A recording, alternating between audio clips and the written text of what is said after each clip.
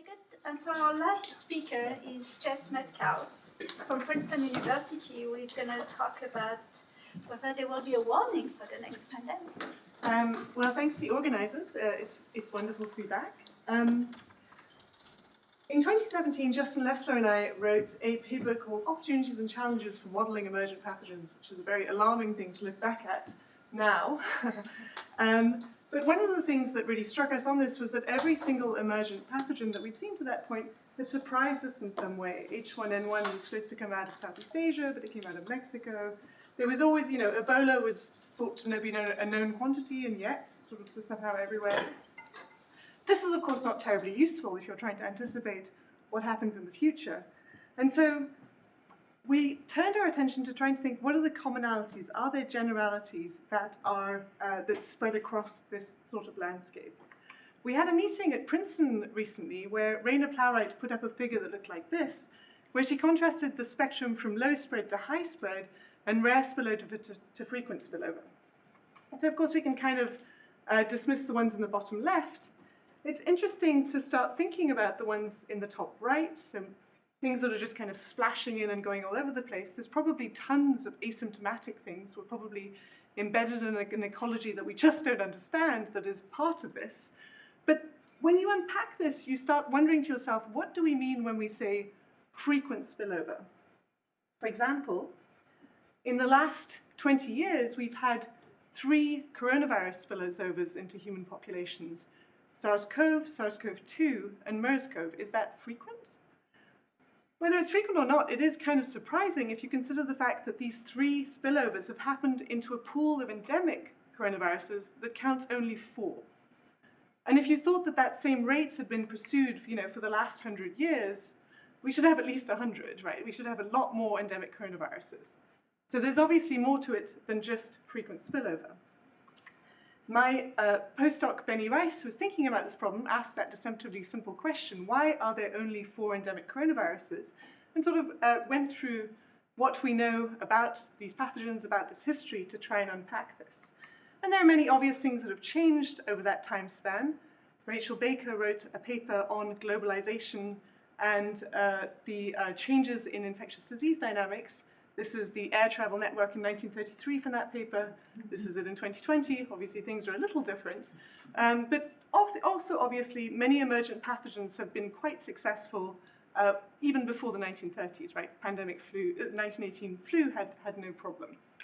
So you can think about that spectrum of pieces. You can also start thinking about the biological elements. So coronaviruses don't seem to have any particular problem with generating whatever receptor is needed. They're very liberal in what types of hosts they infect. We ended up landing, and particularly thinking about the landscape of immunity. So those 4 endemic coronaviruses are probably to some degree cross-reactive, and maybe this holds out invading coronaviruses. Many of the threads around the biological pieces didn't show obvious limits to the spread of these infections, but this landscape of immunity piece seemed to us very compelling. So rather than the kind of, if you were thinking in classic ecological niche theory, you think of the kind of abiotic and biotic, but of course for viruses everything is biotic. But the pieces that are around competition between different viruses might be super important. A wonderful recent graduate student from Princeton, Daniel Park, turned his attention to trying to bring classic theory from ecology into thinking about pathogens, grounded really around these ideas. So you can think about a spectrum of fitness differences, so how much faster one pathogen might grow than another, put them in pairs, against immunological niche differences. And so this, in some sense, is the overlap of resources. And then ask, how could pathogens exist in pairs across this landscape? And some very simple maths, taking the basic SIR tools we all use, gives you a landscape that looks like this. Of course, if fitness differences are 1, they're equally fit. There's no real problem with mutual invasion. This is how it's termed in those contexts. But once fitness differences get large, you actually need quite a lot of niche overlap in order to allow coexistence to happen. And once you have this very general framework that spreads across what we know about various pathogens, you can place some of these pathogens onto this landscape. So for example, finding that smallpox and mpox can't mutually invade, which lines up with what we expect. You can get invasion from some of these pre-vaccination vaccine-preventable diseases. The SARS-CoV-2 variants can mutually invade each other, which we saw, and so can respiratory syncytial virus. There's a problem here. There's an interesting immediate problem here, which is that this would suggest that all these things could coexist, but we don't see this, for example, in the influenza viruses, right? So one comes in, the strain replaces another. And a major difference that came out through the analysis and work that Daniel does is that infectious disease dynamics, the ways in which niche interactions happen, the ways in which competition happens, is rather more fierce than perhaps what happens in the plant systems for which this theory was developed. There's very strong overcompensation. So the emergence of a new influenza strain might deplete susceptibles to the point where a new strain just couldn't come in. And you can sort of pick this apart very carefully with the models, and this seems to be one of the core drivers. So I think this piece, thinking about this landscape of immunity, will define, how different strains are trickling into our population. Presumably you can't keep dropping pathogens into the human population and seeing an ever-increasing number of strains, and this is probably part of what limits that cycle. So if we turn back to thinking about the spectrum from the frequent spillovers, there is a suite of things that are kind of washing in and out all the time that we do worry about. There are also things that we just don't worry about. For example, rabies. This is a gratuitous picture of my dear friend Katie, who works on rabies. Rabies does and can transmit from person to person. There's very tragic events where somebody's bitten child would bite their parent, and then you have human-to-human transmission, but it's not something that we worry about when we think about pathogen emergence. And this is probably in part because we have a very long history with rabies, and we've seen it's not going to go horribly wrong, but also because it just seems like it's a very particular type of biology. There are many other pathogens for which you do get the spillover, zoonotic spillover, and then one or two cases, and we do worry. And we worry in part because of this very influential paper by Rustam Antia from 2003 that suggested that one of the things that could happen during these stuttering chains of infection is that the spillover pathogen could evolve and adapt to spreading from human to human. But is this what happens? For example, if we turn our attention to the MERS-CoV, again, another paper work with Benny and with Justin, who's here, there's been more than 2,000 cases recorded in humans originating from multiple spillover events with frequent short chains of onward transmission, but there's never been a global pandemic. And yet you might think, this thing has been trying again and again and again to get into human populations. Why hasn't it happened? So in this paper in PLOS Biology, which is my favorite format of paper, it's an unsolved mystery in PLOS Biology, we asked, why has there been no MERS-CoV pandemic? And we did a sort of deep dive into the various threads of the biology from what we knew about, for example, the within-host dynamics. Days after symptom onset to viral RNA titer shows very different trajectories for MERS-CoV. MERS-CoV is very slow. This is probably in part because when it comes out of camels, it has a very high ratio of CpG. So this is Cs followed by Gs in our genomes, which is something that our immune system just goes looking for. SARS-CoV-2 came in with a very low rate, so it kind of sneaks under the radar of innate immunity, whereas MERS-CoV came out with this high level and it gets pretty easily zapped. It's a very general fact that millions of viruses from a host translate to only 2 to 8, making it from one host to another. This is going to make it very hard for novel variants that are adapted to a particular host to spread within the population. And finally, and this is perhaps particular to MERS-CoV, is that it's a great pathogen of camels, a great asymptomatic infection of camels, I should say. The DPP4 receptor that it uses is in the upper respiratory tract of camels, and it spreads, there's 90% infection levels, it spreads happily within camel populations. That same receptor is concentrated deeper in our lungs. It's very hard for MERS-CoV not to be exceedingly virulent. If it's exceedingly virulent, that means that people tend to die or be extraordinarily ill before they transmit very much. So all of these pieces, you might think, well, in principle, you could still imagine adaptations, that's how evolution works. Mutations come up all the time with these viruses. And so why not? Still, why not?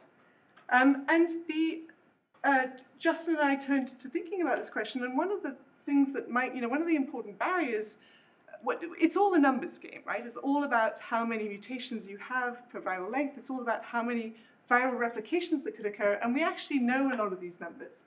And so if we take these numbers that we do know together and put them in a very simple model where we assume that you might need a single mutation to go from not spreading within human populations to spreading happily, or you need 2 simultaneous mutations, and so on, and think about how many viral replications you have within a host, what the sort of population size in the host is, then you can very rapidly transition from a situation where if you only need 1 mutation, it's a done deal. Pretty much at any population size relative to viruses, you are going to get spread within human populations. You're going to have a pandemic.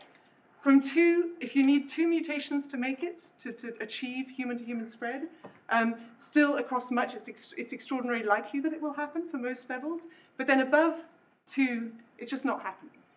So you go from like, yes, always to never in a very, very punctuated fashion. And of course, if I'm trying to unpick this and think about this, is because we're really curious about this situation where you have rare spillover but incredibly high spread, and we're in a sort of pathogen X emergence world. And just to sort of lay out how we might think about this, for the human endemics or the high spread frequent spillover ones, you can imagine that they go from replicating in a human cell to supercritical transmission. There's kind of no barrier between the two. Whatever they're doing in the zoonotic reservoir works perfectly fine for getting through human populations.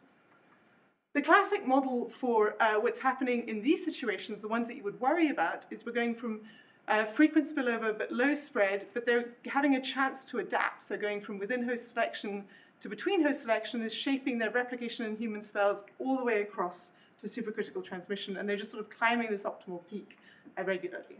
And this is the model that's encapsulated in that Antia model to some extent. But it could be that it's actually not so much a gentle hill they can stroll up, but an absolute cliff, and there's no way to make it. And it matters, of course, to try and understand which of these is in play when we think about pathogen X. Whether it's, in some sense, pre-adapted, so it can swing on through and make its way, whether there's a continuous hurdle that it has to climb through general mutations, or whether there is basically a cliff, so something else might be going on. And these distinctions matter, so again, stealing a figure from Rainer Plowright, because it will shape what our power to intervene is. If we're in this pre-adapted world, then there's really, the times to intervene are really only during this primary pandemic prevention or the pandemic response, right? Like, as soon as it's in a human, it can go between humans. There's no chance, those stuttering chains are not stopping it.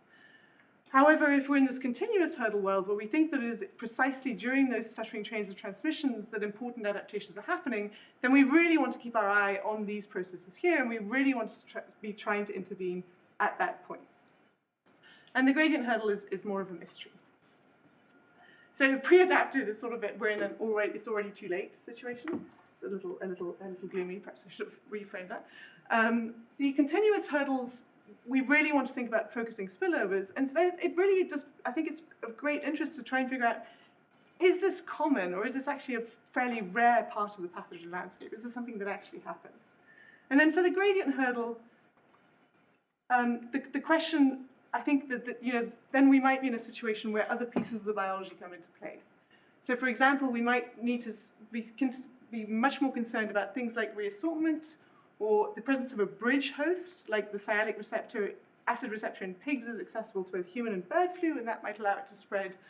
Or something like people propose during SARS-CoV-2, where it spills out of humans into an animal and back in with new abilities in humans. There was recently a pathogen prioritization document came out of the World Health Organization with lots of interesting takes and approaches on trying to think about how we do the thing of not just looking under the light post for the keys, but taking a bigger picture approach. And they emphasize looking at viral families in general and looking for prototype pathogens specifically, and thinking about what these novel pathogens might be. I think it's really a lot of really interesting threads and thoughtful approaches in that. And on top of that, I think it's worth thinking that it isn't always adaptation. It seems like Ebola and Mpox, at least largely what changed was the ecology, not so much adaptation per se. I think that thinking this through, at least Justin and I came across the idea that these failed emergence events actually might contain a lot of information for thinking about, how worried are we if it fails to get to grips with human populations for a very long time? Maybe this is not the absolute priority. Maybe instead of focusing on those, we should be looking at their second cousins or their third cousins. And I think also many threads do suggest that immune landscapes are really important, that it is competition that's maintaining a lot of these pathogen communities and maintaining different pieces at bay, both from the work that Daniel did in showing that the re-emergence, or emergence rather, of a novel strain, say for influenza, prevents, sort of drives the previous one extinct, so that importantly shapes the landscape of immunity. But also, if you just imagine if you're a single emergence event, how often does it happen that a pathogen emerges, depletes all its own susceptibles, and then collapses itself to extinction? I think competition, speaking as an ecologist, competition is probably quite important within these landscapes. And we actually have ways and means of measuring such things. So I'll end on the slide I always end on, which is I think that this is one of the really powerful lenses we have onto these processes. We have this incredibly sensitive sensor, which is our own immune systems, which gives us a sort of retrospective view on the sorts of pathogens that might have circulated and an insight into the ways in which pathogens might be kept out through cross-protective immunity. It's also the one way we can intervene, right? There's not a lot we can do to kick the ecology of one particular viral pathogen. We're not going out to change their sequences, but we might change our own immunity, and we can do that, for example, by vaccination. The world is full of convenient samples. There's lots of longitudinal AIDS serology. We have increasingly methods that can do multiplex serology and look at many, many different pathogens at the same time. And it gives us both a window onto what has happened, because your immune system remembers, but also a sense of where that landscape is going to go.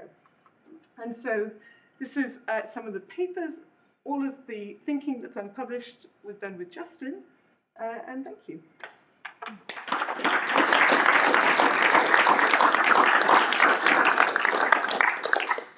Thank you, that was really great. If I can start with a question, Jess. So you have these different landscapes of adaptation, from maybe a cliff to a gradients to. How would you try to use some of the spillovers that we have and the success invasion to look at how those landscapes might actually be in real life? I think it's going to be the case law answer, right? Like I think we do need to. Just writing that paper on MERS code was super interesting because there's so many different lenses on how it does and doesn't succeed. And I do believe that there will be commonalities that emerge across the different infections. But the fundamental question is the genotype to phenotype map, which we just haven't resolved for things that even that aren't trying to grow inside another organism. But there are many advances along those threads. I think there is just data. We just need more data. All right. Okay. Okay. I love your talk, Jeff. That was amazing. Just thinking about immunocompromised people. There's this mass of immunocompromised people. We're learning that these acute infections, that these people are not acute. Like dengue, people receive infected for months on end. SARS-CoV-2 up for over a year. Are they like orthogonal to all this, and where in fact independently the viruses are learning and can actually bypass a lot of that outside population ecology, and then there's another input. That's definitely the one I was missing from that slide, right? Like presumably they get to experiment and like walk very slowly up the cliff. Yeah, brilliant point. I think it's amazing. I mean, there's a paper written in 2004 where someone said there will be no viral adaptation in immunocompromised hosts, and I thought, wow. I don't think we think that anymore. Yeah, I think it's really interesting. Maybe that's another place we could get data for Cecile's question. All right. So this kind of observation, there's been 3 coronavirus emergencies this century, is kind of worrying. And it sort of somehow seems to asking why a 4 endemic isn't quite the right way to worry about it, because we'd have known, it's more like can a new one emerge? And does any of this help us with worrying about, like we'd have noticed if there'd been a big emergence in the last 100 years, right? So how do you think we should think about the probability of SARS-3 in our lifetimes on the basis of this? Maybe it's not what you're asking, so that's too hard, but it seems like an important question to ask. Absolutely. So it is very hard. And again, I think that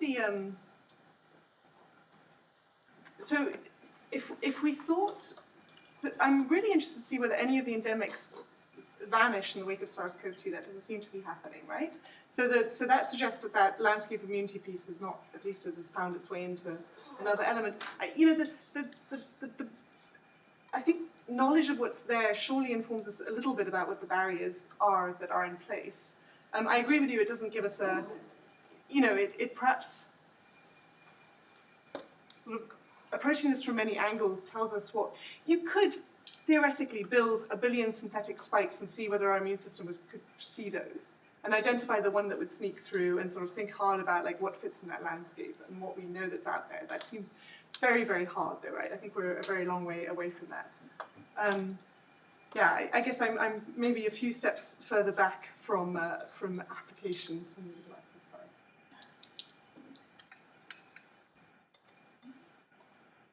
Sorry, Jess, it's maybe a slightly unfair question, but why are we so focused on humans?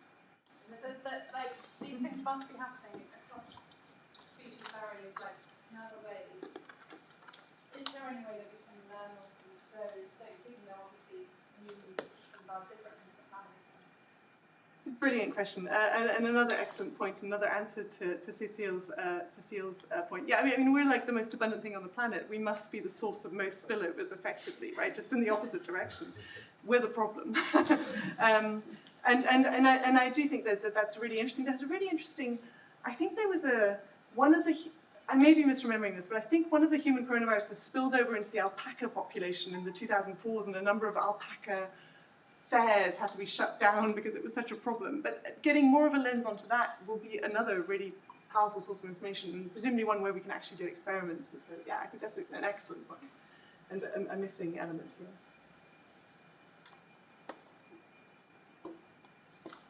Well, it was really brilliant. Thanks to our three speakers.